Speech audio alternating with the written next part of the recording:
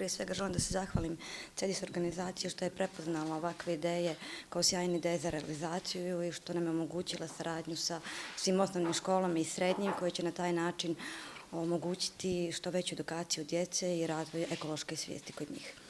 Naš projekat Zelena učionica ima za cilj da omogući djeci rad na otvorenom i to nije vezano samo za predmet biologiju, nego i za sve ostale predmete i na taj način će pokazati koliko životna sredina utiče na bolje uslove za rad i koliko ćemo mi djeci pokazati kako da se ophode prema životnoj sredini u okruženju u kome se nalaze. Znači, prvenstveno uticat ćemo na razvoj njihove ekološke svijesti, što je kako pojedinac može uticati, tako i cjelokupno društvo, što je jako kvalitetno i povoljno. Pisanje projekta je trajalo recimo negdje pola godine. Ideja je postojala od trenutka kada smo mi ušli u projekat Eko škola, to je od 2020. godine.